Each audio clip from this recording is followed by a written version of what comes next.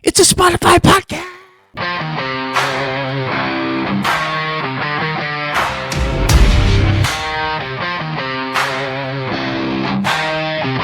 You pushed me down, thought I'd stay on the ground, counting me. Hey everyone, welcome to another episode of Rabbit Holes Deep Dive. Thank you for joining us. Now imagine, it's 10 years from now, you wake up, pour yourself a cup of coffee, and before you even leave the kitchen, an artificial intelligence has already organized your calendar, answered your emails, scheduled your meetings, reviewed your finances, written tomorrow's presentation, and negotiated a better insurance rate while you were sleeping. You didn't ask it to. It simply knew those things needed to be done.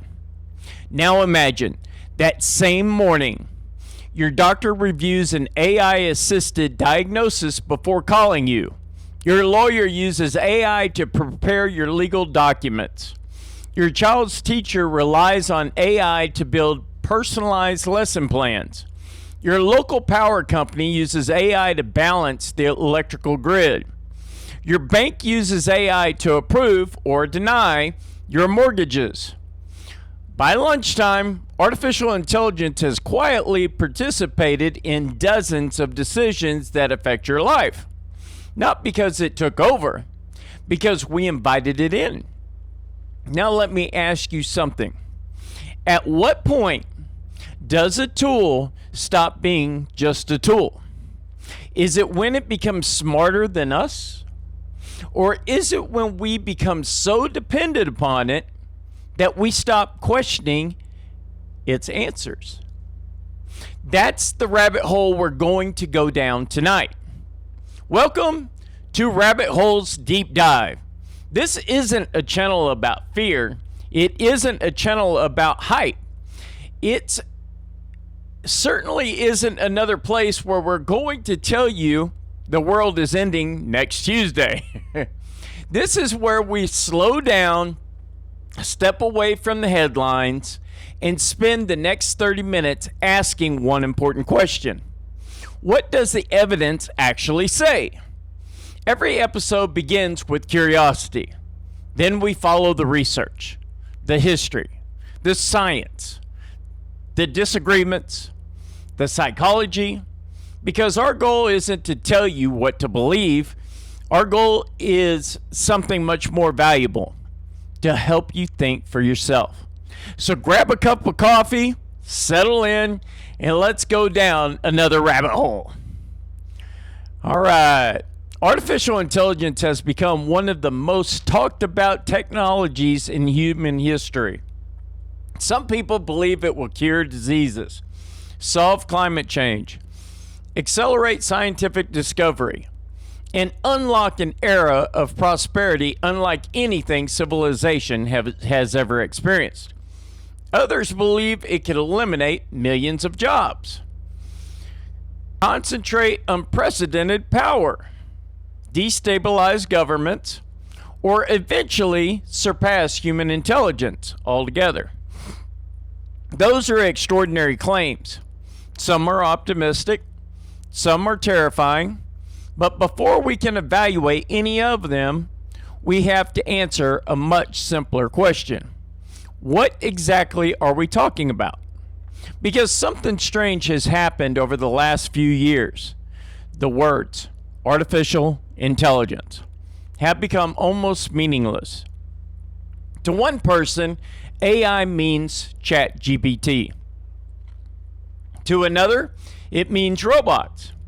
To someone else, it means self-driving cars, or military drones, or medical imaging, or science fiction. We're all using the same words while imagining completely different things. That's a problem, because when people aren't talking about the same thing, they usually end up arguing past one another. So tonight, we're going to slow down, strip away the marketing, Strip away the headlines, strip away Hollywood versions of artificial intelligence, and ask much deeper question. Not, when will AI become smarter than people, but what does intelligence actually mean? Because history has taught us something fascinating. Every revolutionary technology eventually forces humanity to redefine an old idea. The telescope changed how we understood the universe. The microscope changed how we understood life. The internet changed how we understood information. Artificial intelligence may be about to change how we understand intelligence itself. And that may be the biggest discovery of all. Because once you begin asking what intelligence really is, you inevitably discover another question. If intelligence alone doesn't change the world, what does? And that's where the story begins to take a very unprecedented turn. Have you ever noticed that every civilization seems to tell the same story? Long before computers, long before electricity, long before anyone had imagined software, people were already imagining artificial intelligence. Not with silicon, not with microchips, but with myths. Thousands of years ago, Jewish folklore told stories of Golem, a figure made from clay, brought to life to protect its creators. Ancient Greek mythology imagined Talos, a giant bronze guardian who walked the island of Crete, protecting it from invaders. Chinese legends describe mechanical servants. Leonardo da Vinci sketched robotic knights hundreds of years before electricity existed. In 1818, Mary Shelley introduced the world to Frankenstein, a story that wasn't really about monsters. It was about responsibility, about what happens when humanity creates something without first asking whether it should. Notice something remarkable.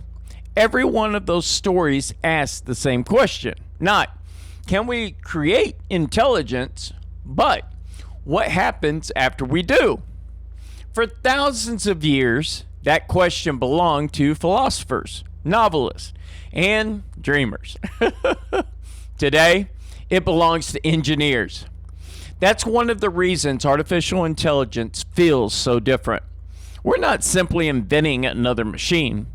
We're pursuing one of humanity's oldest ambitions, to create something that can think, or at least appear to think. And that's where our first misconception appears.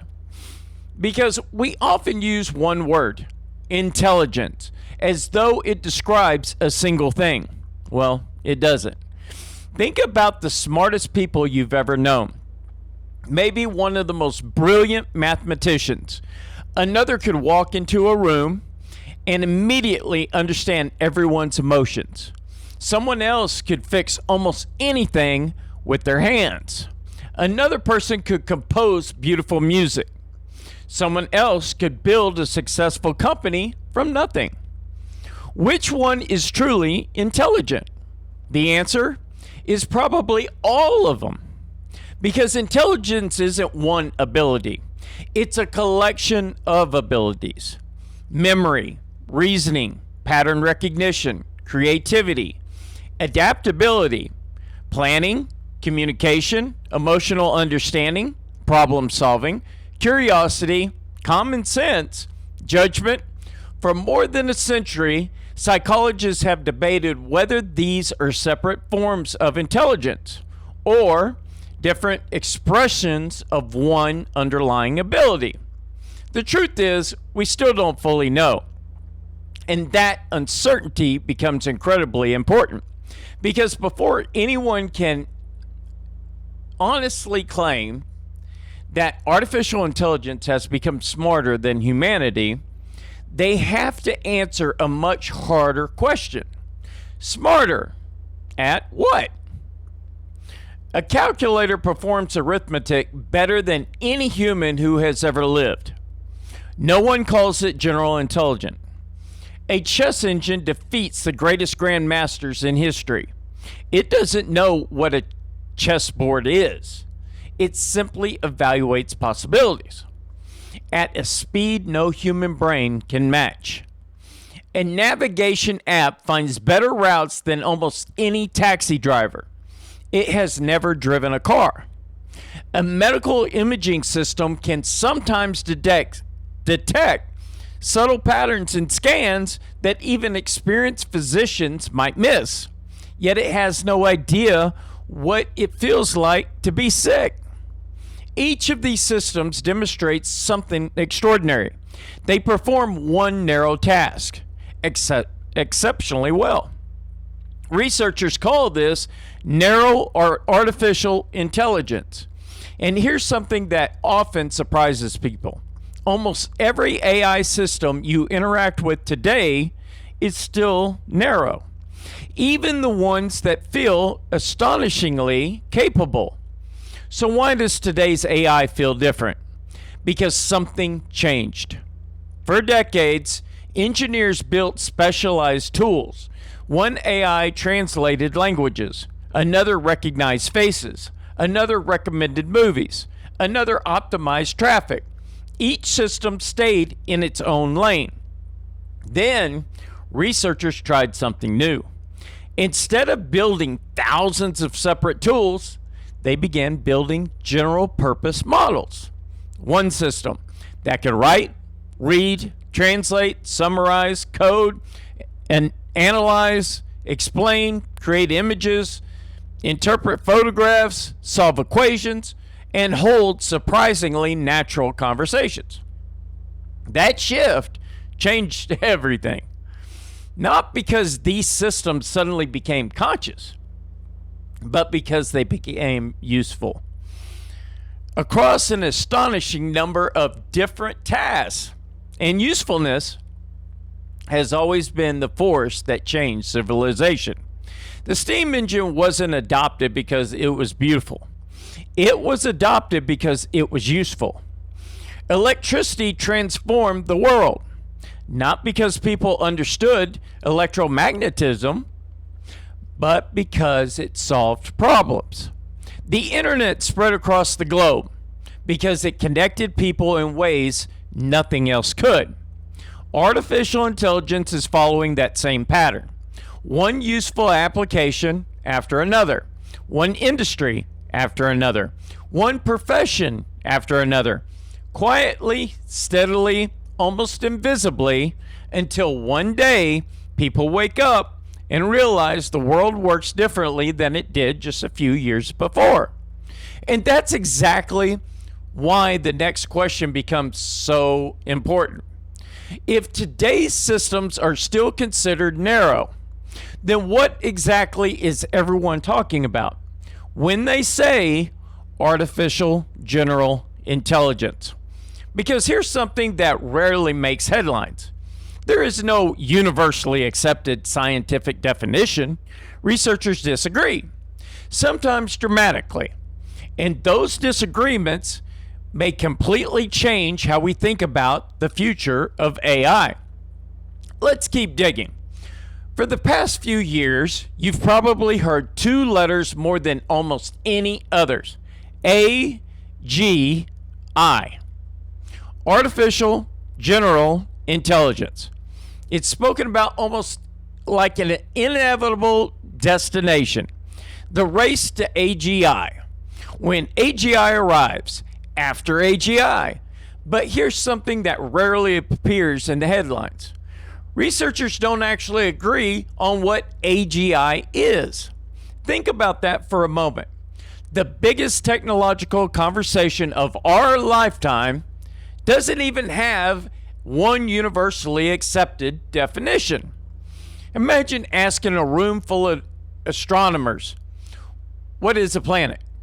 Surprisingly, they have argued about that. Ask economists, what counts as a recession? There are debates. Ask a biologist, What is life? More debates. Science often is messier than the public realizes. Artificial general intelligence is no different. Some researchers define AGI very simply. Can a machine perform almost every intellectual task that a human can perform? Others disagree. They argue that it's not enough. A system might complete thousands of tasks without truly understanding any of them. Some believe AGI requires transfer of learning, the ability to learn one skill, then apply that knowledge somewhere completely different. Just like humans do, a child learns to stack blocks. Later, that same understanding balance helps them build a treehouse. Later still, it helps them understand engineering. Knowledge transfers. Human intelligence isn't isolated. It compounds. Others believe true intelligence requires something even deeper. Common sense. The kind of understanding we rarely think about because it feels so obvious. Imagine I tell you, put the elephant in the refrigerator. You immediately know there's a problem. Not because someone taught you that exact sentence, but because your understanding of the world tells you elephants don't fit inside refrigerators. A computer may never have experienced an elephant or a refrigerator. It learns relationships from data. Humans learn relationships from living.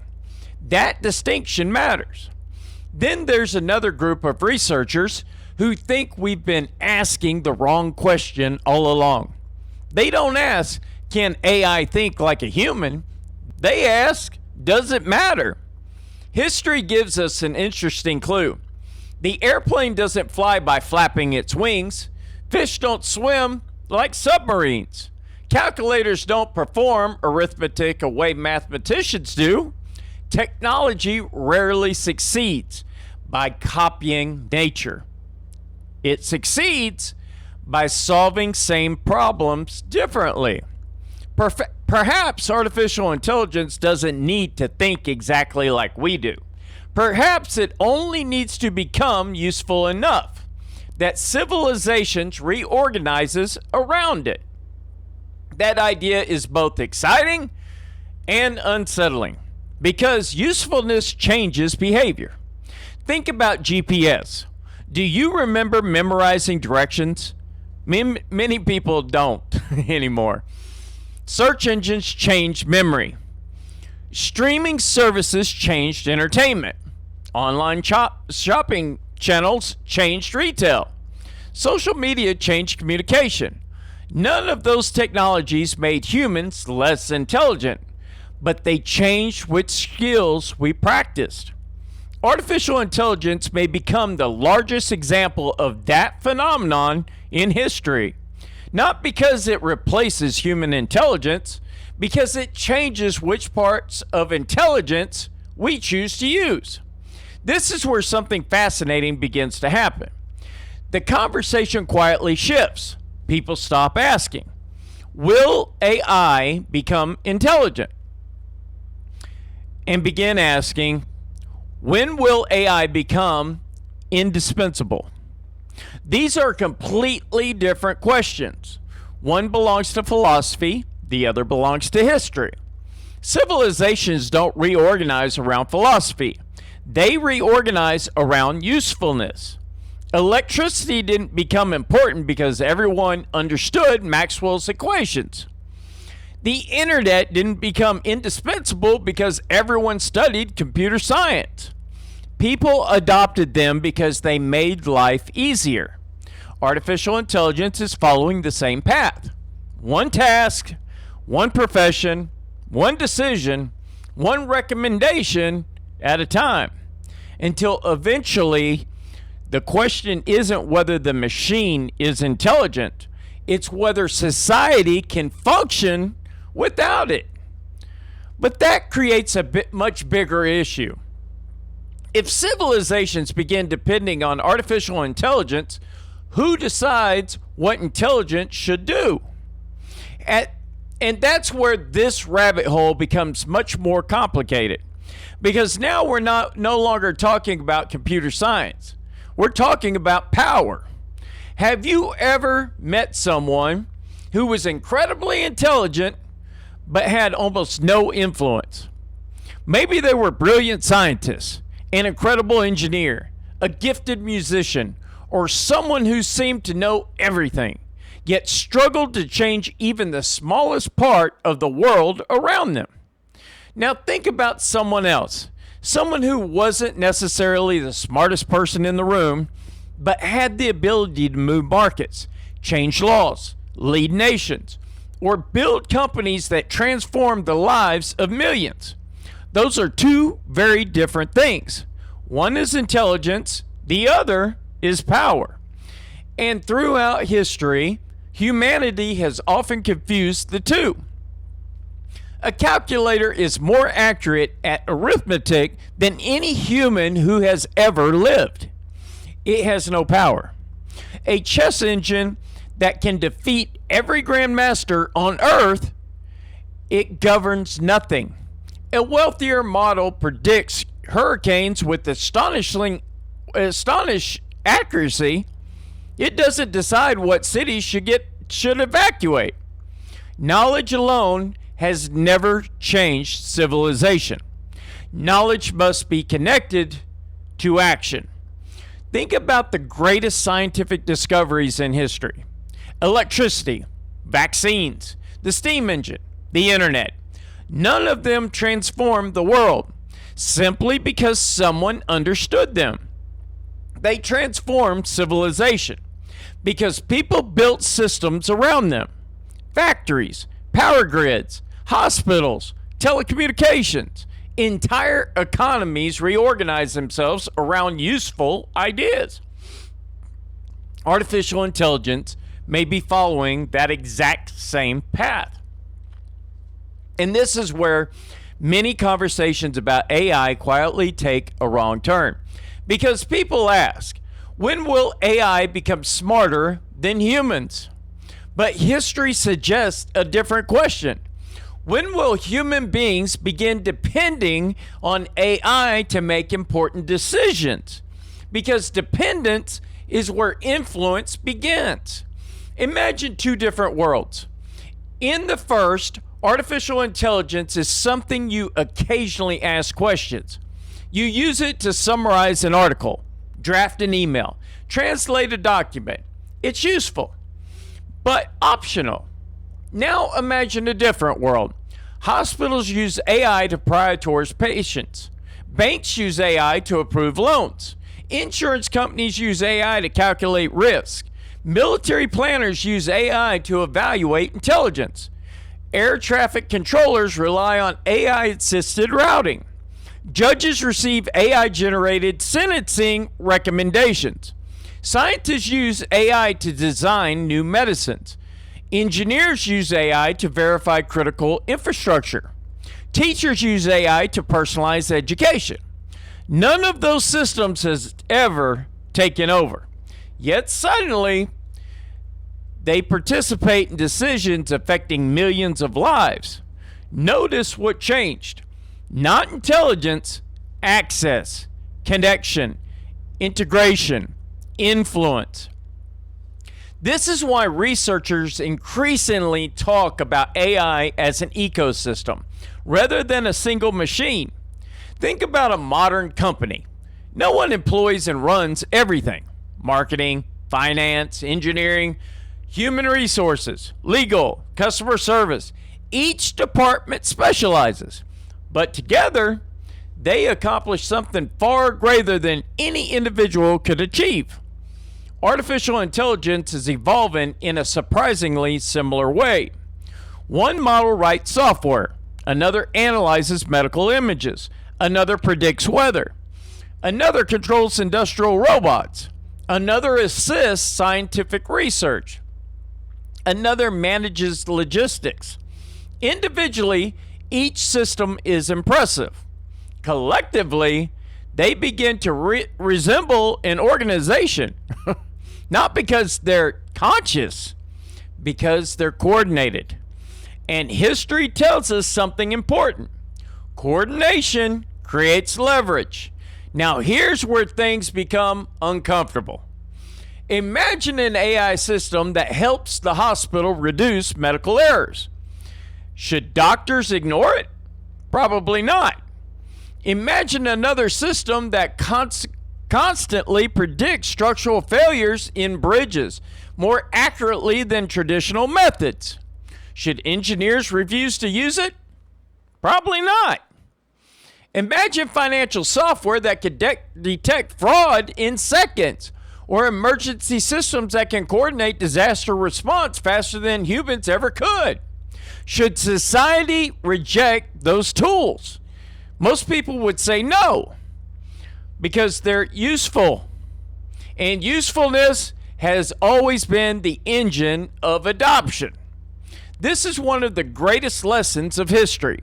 Civilizations rarely abandon technologies that make them dramatically better. Instead, they reorganize themselves around them. Not overnight, not through revolution, through convenience. One decision at a time. But every technology that expands our capabilities also expands our responsibilities. Electricity gave us cities that never sleep. It also gave us electrical grids vulnerable to failure. The internet connected billions of people. It also created entirely new forms of crime. Nuclear energy produces enormous amounts of electricity. It also introduced unprecedented risks. Technology has always been a trade. More capability for more responsibility. Artificial intelligence may simply be the largest trade humanity has ever made. And that leads us to perhaps the most important engineering challenge of the entire AI revolution. Not how to build intelligence, not how to make systems faster, not how to make them cheaper, but how to ensure that increasingly capable systems continue serving human values, even as they become deeply woven into the fabric of civilization. Researchers have a name for this: alignment. And it may prove to be the hardest problem we've ever tried to solve. Because before we can teach a machine what humanity values, we first have to answer a question that humanity itself has never fully agreed upon. What are those values? Let's go back. Not to a laboratory, not to a computer, not to a server farm. Let's go back to New Mexico desert. July 16th, 1945. Just before dawn, a small group of scientists stood in silence, waiting. Years of calculations, years of engineering, years of uncertainty, all leading to one moment. Then, the desert exploded. For the first time in human history, we had unlocked the power of the atom. History remembers those explosions, but perhaps the more important moment came afterward: the silence. Because in that silence, the question changed. Scientists were no longer asking, can we build it? They were asking, what have we just placed into the hands of humanity? Every great technological revolution eventually reaches that moment. Fire, the printing press, electricity, the airplane, the internet, the smartphone. None of them were inherently good. None of them were inherently evil. Each one simply expanded what the human beings were capable of doing. Artificial intelligence appears to be revolving the same way. It may help doctors detect diseases earlier. Scientists discover new medicines faster. Engineers design safer bridges. Teachers personalize education. Researchers solve problems that once took decades. Those possibilities are extraordinary, But extraordinary capability always carries extraordinary responsibility. Throughout this documentary, we've asked one question after another. What is intelligence? Does AI really understand the world? What is artificial general intelligence? Can intelligence exist without consciousness? Does usefulness matter more than philosophy? What happens when society becomes dependent on systems it doesn't fully understand? Those are very difficult questions. Some may not be answered for decades. And perhaps that's the most honest conclusion we could reach. The future of artificial intelligence is not to solve an equation. It's the unfolding story. Researchers disagree. Economists disagree. Engineers disagree. Philosophers disagree. And that's exactly what we should expect, because history has shown that the most important technologies rarely arrive with complete certainty. They arrive surrounded by debates. One thing, however, seems increasingly clear. Artificial intelligence is not forcing humanity to confront new questions. It's forcing us to confront very old ones. Who should make important decisions? How much control should we delegate? What does wisdom look like? What responsibilities accompany power? What values should guide progress? These are not engineering problems. They're human problems. And to no amount of computing power can answer them for us. There's another realization that struck me while reasoning and researching this episode. For years, people have asked, when will artificial intelligence become more intelligent than humans? But I no longer think that's the most interesting question. The more interesting question is this: will humanity continue developing the qualities that machines cannot practice for us? Curiosity, integrity, humility, compassion, moral courage, judgment, the willingness to admit, I don't know. Those qualities always separate wisdom from knowledge. Knowledge tells us what can be done. Wisdom asks whether it should be done. And history suggests that civilizations survive not because they invent remarkable tools, but because they learn how to use remarkable tools responsibly. Perhaps the greatest danger isn't that AI becomes conscious. Perhaps it isn't that AI becomes more intelligent. Perhaps the greatest danger is something more quieter. That convenience slowly replaces curiosity. That recommendations slowly replace reasoning. That efficiency slowly replaces reflection. That we become so accustomed to asking machines for answers, we stop asking ourselves difficult questions. Because every time humanity has created a powerful tool, the greatest test has never been the tool itself. The greatest test has always been the people holding it. So where does this leave us? Not with fear, not with blind optimism, but with responsibility. Read the research, study the disagreements, listen to the engineers, listen to the skeptics, challenge extraordinary claims, demand extraordinary evidence, question the headlines, question the hype, question the fear, and don't be afraid to question your own assumptions, because Rabbit Hole's Deep Dives has never been about telling you what to believe. It's about giving you enough evidence to think for yourself. Maybe artificial intelligence becomes the greatest tool humanity has ever created. Maybe it introduces challenges we haven't imagined. Most likely, it will do both. The future has never been written by technology alone. It has always been written by people. And that means the final chapter of this story hasn't been written yet. If today's episode challenged the way you think, share it with someone who enjoys asking difficult questions. Subscribe if you'd like to join us on future deep dives. And let me know, what rabbit hole should we explore next? Because every answer reveals another mystery.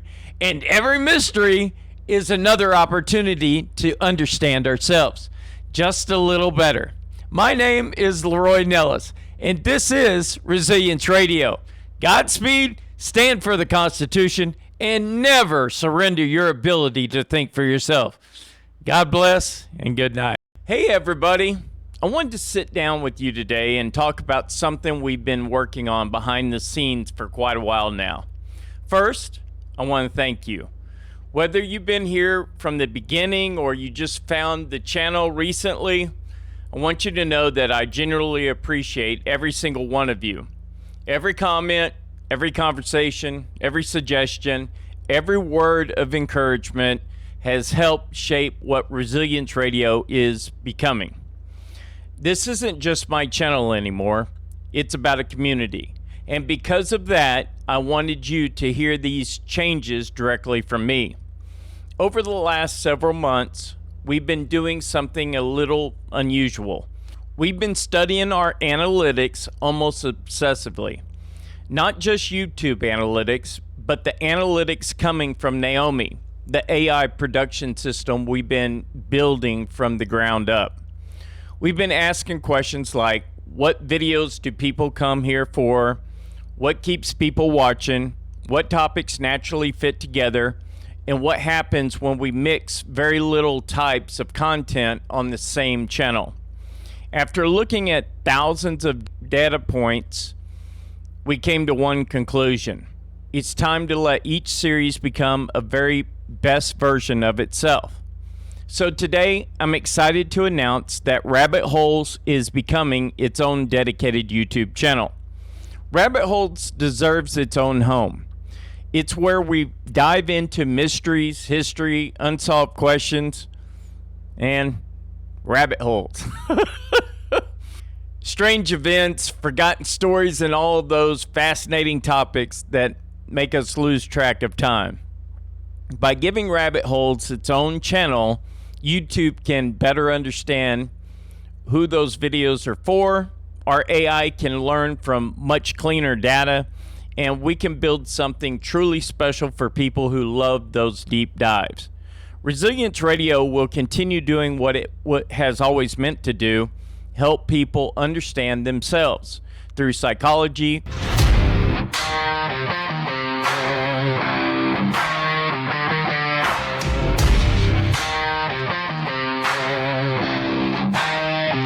You pushed me down, thought I'd stay on the ground, counting me out like the numbers didn't matter. But pressure builds diamonds in the dark, and I've been sharpening my edge in the chatter. Every scar turned into strategy, every setback fueled my clarity. I took the hits, learned the game, turned my losses into flame. Now I'm coming back strong and you'll remember my name. I'm rising through the fire.